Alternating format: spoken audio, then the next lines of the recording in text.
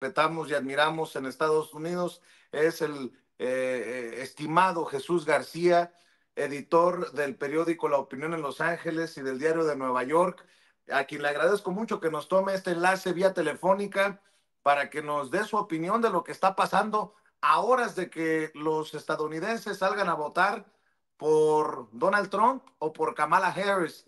Te agradezco mucho, Jesús. ¿Cómo estás? Te saludo a la distancia. ¿Qué tal? ¿Cómo estás? Un gusto. Muchas gracias por la invitación. ¿Cómo ves las cosas rumbo al martes de elecciones, Jesús?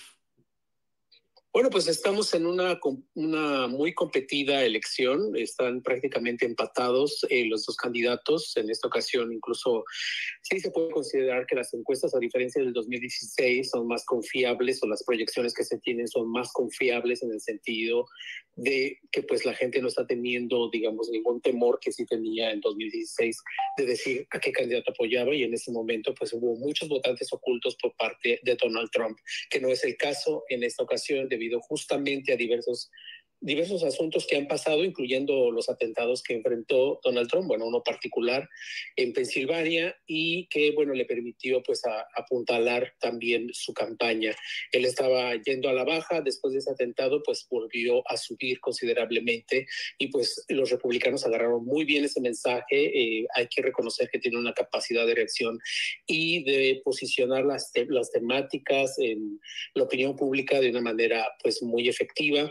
Los demócratas, por supuesto, tuvieron un cambio importante con el caso de Kamala Harris después de pues lo que sirvió como pues una pésima elección política con la declinación de Joe Biden como candidato de reelección, ¿no? De su segundo periodo, después de ese debate desastroso que enfrentó con Donald Trump, desastroso en el sentido de sus reacciones pues realmente lentas, ¿no? Aunque pues bueno, en realidad si lo analizamos completamente, tampoco es que estuvo tan mal el debate, pero para una contienda presidencial tan intensa y complicada, y apenas, digamos, estaba agarrando forma en ese momento, pues evidentemente se convirtió en un desastre para los demócratas.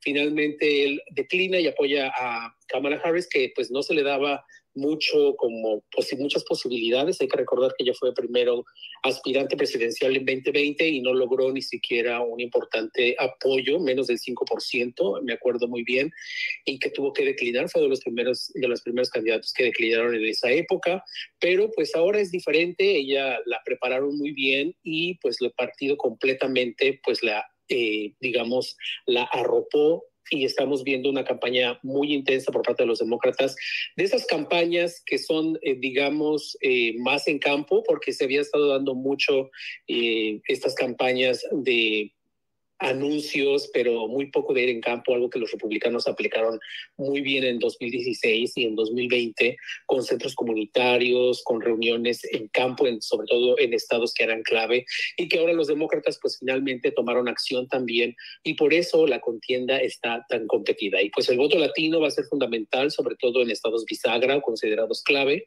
Pensilvania es uno de ellos. Hoy cierra la vicepresidenta Harris, está justamente en una gira en Pensilvania, enfocada mucho en el voto puertorriqueño. Si vemos el programa que tiene para el día de hoy, está muy enfocado justamente al voto de los puertorriqueños.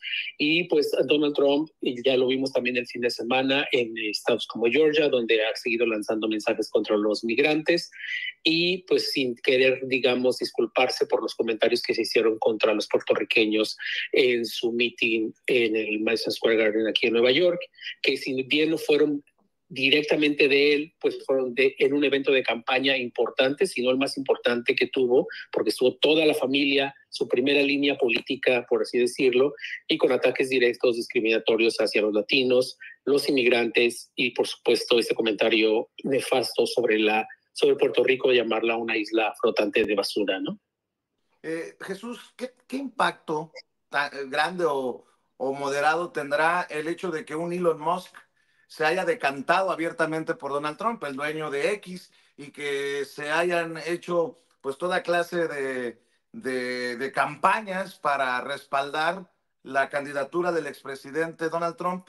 Eh, Hablo de los medios, pues, no es sorpresa que en Estados Unidos tal o cual periódico, ustedes, por ejemplo, editorialmente decidieron apoyar la candidatura de Kamala Harris, me refiero al periódico La Opinión, al Diario de Nueva York. Esto es normal, pero lo que no habíamos visto es toda la fuerza de una red social como X echada a andar para favorecer a tal o cual personaje. ¿Qué impacto ves que tenga esto para mañana? Bueno, sin duda tiene un impacto importante y lo vimos en la campaña. O sea, Elon Musk, el hecho de no solamente participar en los mítines de Donald Trump, sino también él mismo estar difundiendo y haciendo campaña, y con esta campaña que lanzó y que enfrenta un proceso legal justamente por eso, porque es una intervención directamente al proceso electoral de estar pues dando $1 millón por cada persona que se sumara a un movimiento que él llama en defensa de la Constitución, pero que es una clara interferencia, digamos, en los procesos electorales y que no está, digamos, dentro de las reglas en los estados para realizar este tipo pues, de sorteos, que es básicamente lo que estaba haciendo, ¿no? Básicamente comprando voto y se podría decir, digamos, en términos generales, ¿no? Que eso sería como lo más fácil de señalar qué es en qué consiste su campaña. Pero sobre todo el hecho de que estuviera difundiendo lo sigue haciendo, por supuesto, el día de hoy y lo veremos el día de mañana, pues todos estos mensajes de los republicanos lograron un buen eco porque, bueno, tenemos la red social que tiene Donald Trump y esta red social que es muy importante para los republicanos, y tan es así que, bueno, Donald Trump este año volvió a la red social, digamos, a participar ya en forma directa, aunque no igual como lo había estado haciendo hasta antes del 2021, ¿no? De enero del 2021, después del ataque al Capitolio. Sin duda tendrá un impacto, ayudó a replicar mucho, ayudó mucho a reimpulsar incluso a pues otros medios conservadores de este mismo perfil, ¿no? De este mismo digamos, esta tendencia política que está impulsando Donald Trump, ¿no? Varios medios lograron pues destacar ahí, y otros comunicadores que habían salido, incluyendo Tucker Carlson, que estaba en Fox News y que logró un importante foro también en X, ¿no? Que era antes Twitter. Entonces, sí, definitivamente su trabajo, por eso señalaba que en la estrategia de comunicación, los republicanos sí tienen una gran estrategia de comunicación, y eso se tiene que reconocer, con mentiras y lo que sea, pero digamos en cuanto a estrategia de comunicación ha sido muy efectiva, y lo podemos ver también el tipo de votantes que se están atrayendo. Digo, yo he estado en algunos eventos de los republicanos y hablando específicamente con votantes latinos, que es, digamos, los lectores que nosotros tenemos, pues sí vemos esa efectividad de la comunicación pues de esta campaña republicana. Sé que tienes mucho trabajo para cerrar, Jesús, y agradecerte este enlace vía telefónica. El tema México, ¿qué tanto impactará el proceso o los resultados mañana? Ya ves que el New York Times le da media página a González Alcántara Carrancá. Ernesto Zedillo publica su opinión de la reforma judicial en el Washington Post.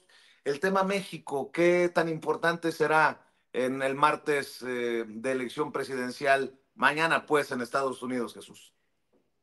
Bueno, los lobbies que están contra México, porque yo lo he marcado así, pues evidentemente están muy activos en Estados Unidos, y es muy claro, pues lo disfrazan mucho señalando la defensa de la democracia, pero bueno, es muy clara la tendencia política que están defendiendo.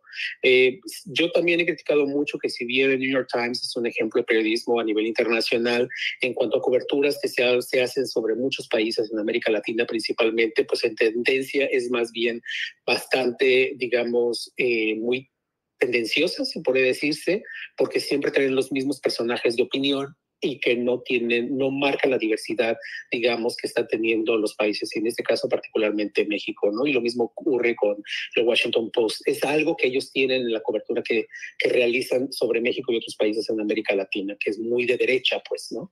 Entonces, a diferencia de las coberturas que hacen, por ejemplo, en Estados Unidos sobre la política estadounidense, entonces hay una marcada diferencia sobre eso.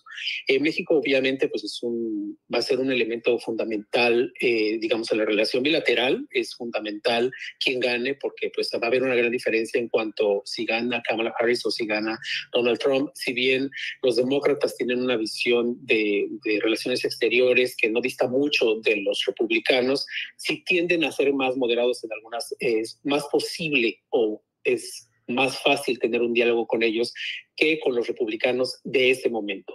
los republicanos no siempre habían sido así, había posibilidades de diálogo antes, pero en este caso en particular, este tipo de republicanos, Donald Trump, no es necesariamente un personaje con el que se pueda realmente dialogar. Ya sabemos el tipo de política exterior que realiza, y particularmente sobre México.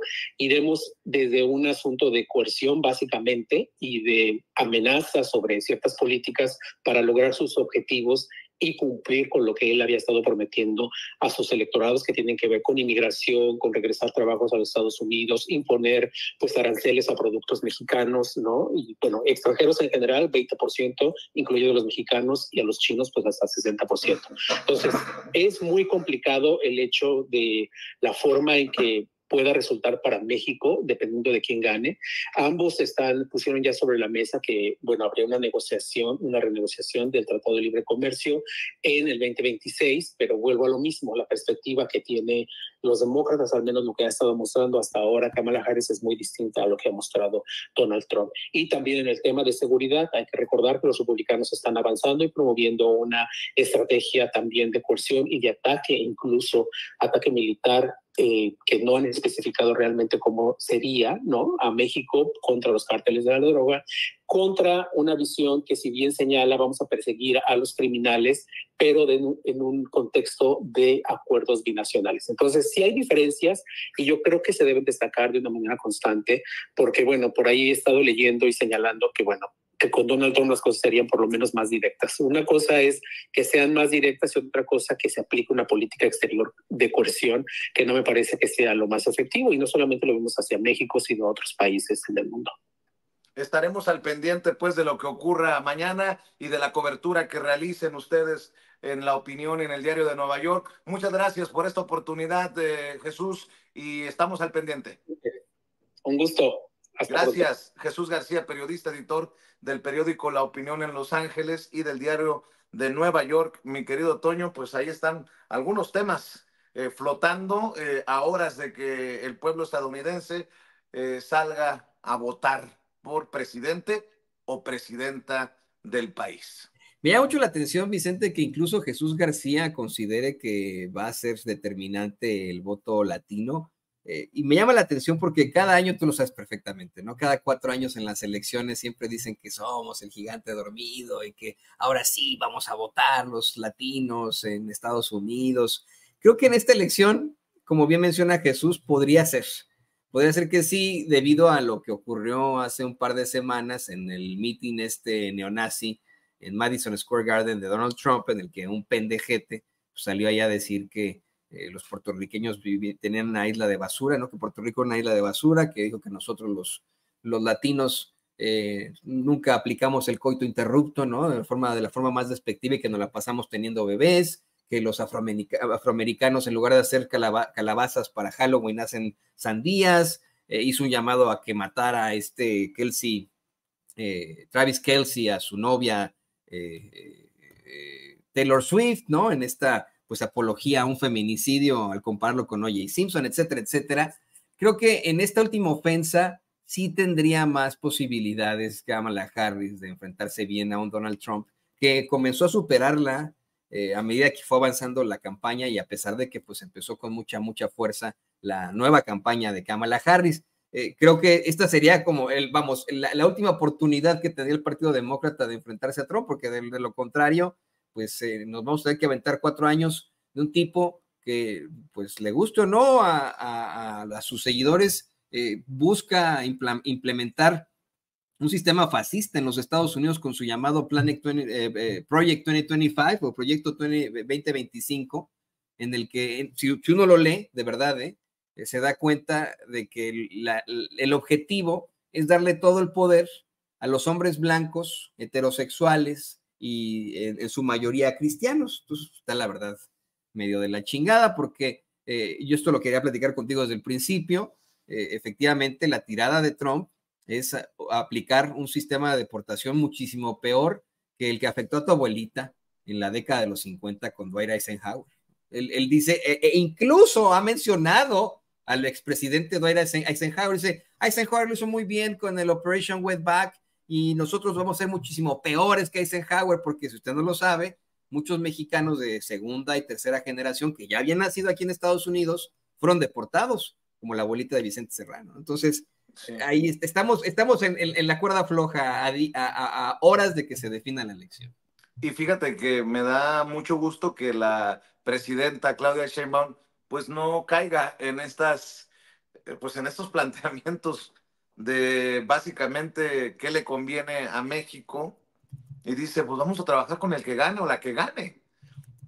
Y esto es importante, ver a una presidenta decidida y que no se echa para atrás, que no se echa para atrás, mi querido Toño. Lo menciono por las declaraciones que hace hoy en la Mañanera del Pueblo, hoy temprano, ahí en Palacio Nacional, la doctora Claudia Sheinbaum. Y ya lo estaremos platicando con Kurt Harvard y con Jaime Hernández, que llegarán en cualquier momento a la mesa de diálogo de Sin Censura.